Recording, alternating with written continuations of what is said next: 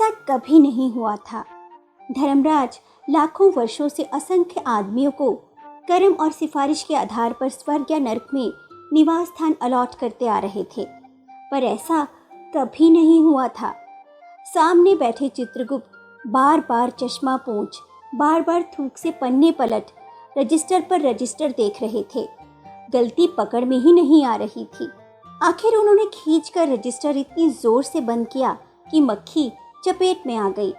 उसे निकालते हुए वे बोले, महाराज, रिकॉर्ड सब ठीक है। भोलाराम के जीव ने 5 दिन पहले देह त्यागी और यमदूत के साथ इस लोक के लिए रवाना भी हुआ, पर यहाँ अभी तक नहीं पहुँचा।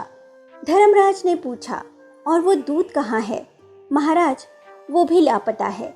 इसी समय द्वार खुले और एक यमदूत बदहवास वहां आया। उसका मौलिक कुरूप चेहरा परिश्रम, परेशानी और भय के कारण और भी विकृत हो गया था। उसे देखते ही चित्रगुप्त चिल्ला उठे, अरे तू कहाँ रहा इतने दिन? भोलाराम का जीव कहाँ है? यमदूत हाथ जोड़कर बोला, दया निधान, मैं कैसे बतलाऊं कि क्या हो गया। आज तक मैंने धोखा नहीं खाया था, पर भोलाराम का जीव मुझे चकमा दे गया। 5 दिन पहले जब जीव ने भोलाराम का देह त्यागा, तब मैंने उसे पकड़ा और इस लोक की यात्रा आरंभ की।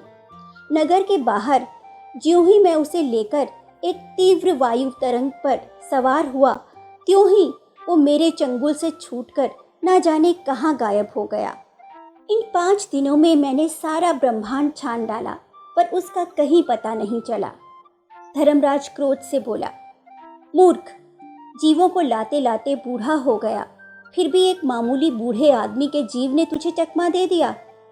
दूत ने सिर झुकाकर कहा, महाराज, मेरी सावधानी में बिल्कुल कसर नहीं थी। मेरे इन अभ्यस्त हाथों से अच्छे अच्छे वकील भी नहीं छूट सके, पर इस बार तो कोई इंद्रजाल ही हो गया। चित्रगुप्त ने कहा, महाराज, आजकल पृथ्वी पर इस प्रकार का व्यापार बहुत चला है। लोग दोस्तों को कुछ चीज भेजते हैं और उसे रास्ते में ही रेलवे वाले उड़ा लेते हैं। हौजरी के पार्सलों के मोजे रेलवे अफसर पहनते हैं। मालगाड़ी के डिब्बे रास्ते में कट जाते हैं। एक बात हो रही है, राजनीतिक दलों के नेता विरोधी नेता को उड़ाकर बंद कर देते हैं। कहीं भोलाराम के जीव को भी तो किसी विरोधी ने मरने के बाद खराबी करने के लिए तो नहीं उड़ा दिया। धर्मराज ने व्यंग्य से चित्रगुप्त की ओर देखते हुए कहा, तुम्हारी भी रिटायर होने की उम्र आ गई। भला भोलाराम जैसे नगण्य दीन आदमी से किसी को क्या लेना देना। इसी समय कहीं से घूमते घामते नारद मुनि यहाँ आ गए। धर्मराज को गुमसुम बैठे देख बोले, क्यों धर्मराज, कैसे चिंतित बैठे हैं? क्या नरक में निवास स्थान की समस्या अभी हल नहीं हुई? धर्मराज ने कहा, वो समस्या तो कब की हल हो गई मुनिवर। नरक में पिछले सालों में बड़े गुणी कारीगर आ गए हैं। कई इमारतों के ठेकेदार हैं जिन्होंने पूरे पैसे लेकर रद्दी इमारतें बनाई। बड़े बड़े इंजीनियर भी आ गए हैं जिन्होंने ठेकेदारों से मिलकर 5 वर्षीय योजनाओं का पैसा खाया। ओवरसियर हैं जिन्होंने उन मजदूरों की हाजिरी भरकर पैसा हड़पा जो कभी काम पर गए ही नहीं। इन्होंने बहुत जल्दी नरक में कई इमारतें तान दी हैं। वो समस्या तो हल हो गई, पर एक बड़ी विकट उलझन आ गई है। भोलाराम नाम के एक आदमी की 5 दिन पहले मृत्यु हुई। उसके जीव को ये दूत यहाँ ला रहा था कि जीव इसे रास्ते में चकमा देकर भाग गया। इसने सारा ब्रह्मांड छान डाला, पर वो कहीं नहीं मिला। अगर ऐसा होने लगा तो पाप पुण्य का भेद ही मिट जाएगा। नारद ने पूछा, उस पर इनकम टैक्स तो बकाया नहीं था? हो सकता है उन लोगों ने रोक लिया हो। चित्रगुप्त ने कहा, इनकम होती तो टैक्स होता, भूख मरा था। नारद बोले, मामला बड़ा दिलचस्प है। अच्छा, मुझे उसका नाम तो बताओ, मैं पृथ्वी पर जाता हूँ।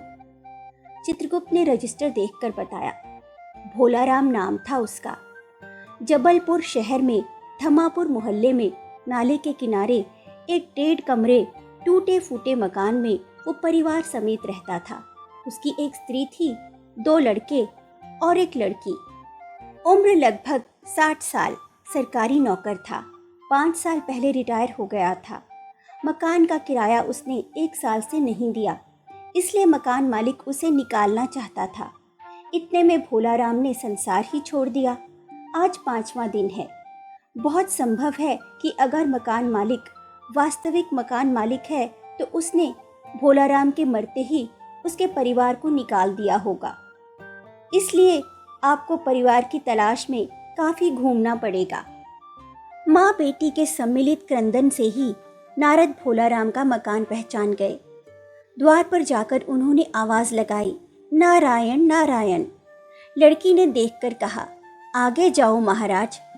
नारद ने कहा, मुझे भिक्षा नहीं चाहिए, मुझे भोलाराम के बारे में कुछ पूछताछ करनी है। अपनी माँ को जरा बाहर भेजो बेटी। भोलाराम की पत्नी बाहर आई। नारद ने कहा, माता, भोलाराम को क्या बीमारी थी? क्या बताऊं, गरीबी की बीमारी थी। 5 साल हो गए पेंशन पर बैठे, पर पेंशन अभी तक नहीं मिली। हर 10-15 दिन में एक दरखास्त देते थे, पर वहां से या तो जवाब आता ही नहीं था, और आता तो यही कि तुम्हारी पेंशन के मामले में विचार हो रहा है। इन 5 सालों में सब गहने बेचकर हम लोग खा गए, फिर बर्तन बिके, अब कुछ नहीं बचा था। चिंता में घुलते घुलते और भूखे मरते मरते उन्होंने दम तोड़ दिया। नारद ने कहा, क्या करोगी माँ, उनकी इतनी ही उम्र थी। ऐसा तो मत कहो महाराज, उम्र तो बहुत थी। 50-60 रुपया महीना पेंशन मिलती तो कुछ और काम कहीं करके गुजारा हो जाता, पर क्या करें, 5 साल नौकरी से बैठे हो गए और अभी तक एक कौड़ी नहीं मिली। दुख की कथा सुनने की फुर्सत नारद को थी नहीं। वे अपने मुद्दे पर आए। माँ, यह तो बताओ कि यहाँ किसी से उनका विशेष प्रेम था जिससे उनका जी लगा हो? पत्नी बोली, लगाव तो महाराज बाल बच्चों से ही होता है। नहीं, परिवार के बाहर भी हो सकता है। मेरा मतलब है किसी स्त्री ने गुर्रा कर नारद की ओर देखा। बोली, अब कुछ मत बको महाराज, तुम साधु हो, उचक्के नहीं हो। जिंदगी भर उन्होंने किसी दूसरी स्त्री की ओर आंख उठाकर नहीं देखा। नारद हंसकर बोले, हाँ, तुम्हारा ये सोचना ठीक ही है। यही हर अच्छी गृहस्थी का आधार है। अच्छा माता, मैं चला। स्त्री ने कहा, महाराज, आप तो साधु हैं, सिद्ध पुरुष हैं, कुछ ऐसा नहीं कर सकते कि उनकी रुकी हुई पेंशन मिल जाए, इन बच्चों का पेट कुछ दिन भर जाए। नारद को दया आ गई थी। वे कहने लगे, साधुओं की बात कौन मानता है? मेरा यहाँ कोई मठ तो है नहीं, फिर भी मैं सरकारी दफ्तर जाऊंगा और कोशिश करूंगा। वहां से चलकर नारद सरकारी दफ्तर पहुंचे। वहां पहले ही कमरे में बैठे बाबू से उन्होंने भोलाराम के केस के बारे में बातें की। उस बाबू ने उन्हें ध्यानपूर्वक देखा और बोला, भोलाराम ने दरखास्तें तो बहुत भेजी थी, पर उन पर वजन नहीं रखा था, इसलिए कहीं उड़ गई होंगी। नारद ने कहा, भाई, ये बहुत से पेपर वेट तो रखे हैं, इन्हें ही क्यों नहीं रख दिया? बाबू हंसा, आप साधु हैं, आपको दुनियादारी समझ में नहीं आती। दरख्वास्तें पेपर वेट से नहीं दबती। खैर, आप उस कमरे में बैठे बाबू से मिलिए। नारद उस बाबू के पास गए। उसने तीसरे के पास भेजा, तीसरे ने चौथे के पास, चौथे ने 5वें के पास। जब नारद 25-30 बाबुओं और अफसरों के पास घूम आए, तब एक चपरासी ने कहा, महाराज, आप क्यों इस झंझट में पड़ गए? अगर आप साल भर भी यहाँ चक्कर लगाते रहे तो भी काम नहीं होगा। आप तो सीधे बड़े साहब से मिलिए, उन्हें खुश कर दिया तो अभी काम हो जाएगा। नारद बड़े साहब के कमरे में पहुंचे। बाहर चपरासी ऊँघ रहा था, इसलिए उन्हें किसी ने छेड़ा नहीं। बिना विजिटिंग कार्ड के आया देख साहब बड़े नाराज हुए। बोले, इसे कोई मंदिर वंदिर समझ लिया है क्या? धड़धड़ाते चले आए, चिट क्यों नहीं भेजी? नारद ने कहा, कैसे भेजता? चपरासी सो रहा है। क्या काम है? साहब ने रौब से पूछा। नारद ने भोलाराम का पेंशन का केस बतलाया। साहब बोले, आप हैं बैरागी, दफ्तरों के रीति रिवाज नहीं जानते। असल में भोला राम ने गलती की। भाई यह भी एक मंदिर है, यहाँ भी दान पुण्य करना पड़ता है। आप भोला राम के आत्मीय मालूम होते हैं। भोला राम की दरख्वास्तें उड़ रही हैं, उन पर वजन रखिए। नारद ने सोचा कि फिर यहाँ वजन की समस्या खड़ी हो गई। साहब बोले, भाई सरकारी पैसे का मामला है, पेंशन का केस 20 दफ्तरों में जाता है, देर लग ही जाती है। 20 बार एक ही बात को 20 जगह लिखना पड़ता है, तब पक्की होती है। जितनी पेंशन मिलती है उतने की स्टेशनरी लग जाती है। हाँ, जल्दी भी हो सकती है, मगर साहब रुके। नारद ने कहा, मगर क्या? साहब ने कुटिल मुस्कान के साथ कहा, मगर वजन चाहिए, आप समझे नहीं। जैसी आपकी यह सुंदर वीणा है, इसका भी वजन भोला राम की दरख्वास्त पर रखा जा सकता है। मेरी लड़की गाना बजाना सीखती है, ये मैं उसे दे दूंगा। साधु संतों की वीणा से तो और अच्छे स्वर निकलते हैं। नारद अपनी वीणा छीनते देख जरा घबराए, पर फिर संभल कर उन्होंने वीणा टेबल पर रखकर कहा, यह लीजिए, अब जरा जल्दी उसकी पेंशन ऑर्डर निकाल दीजिए। साहब ने प्रसन्नता से उन्हें कुर्सी दी, वीणा को एक कोने में रखा और घंटी बजाई। चपड़ासी हाजिर हुआ। साहब ने हुक्म दिया, बड़े बाबू से भोला राम के केस की फाइल लाओ।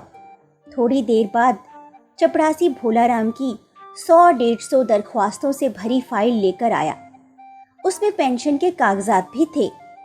साहब ने फाइल पर नाम देखा और निश्चित करने के लिए पूछा, क्या नाम बताया साधु जी आपने? नारद समझे कि साहब कुछ ऊंचा सुनता है, इसलिए जोर से बोले, भोला राम। सहसा फाइल में से आवाज आई, कौन पुकार रहा है मुझे? पोस्टमैन है क्या? पेंशन का ऑर्डर आ गया? नारद चौंके, पर दूसरे ही क्षण समझ गए। बोले, भोला राम, क्या तुम भोला राम के जीव हो? हाँ, आवाज आई। नारद ने कहा, मैं नारद हूँ, तुम्हें लेने आया हूँ। चलो, स्वर्ग में तुम्हारा इंतजार हो रहा है। आवाज आई, मुझे नहीं जाना, मैं तो पेंशन की दरख्वास्तों में अटका हूँ, यही मेरा मन लगा है, मैं अपनी दरख्वास्तें छोड़कर नहीं जा सकता।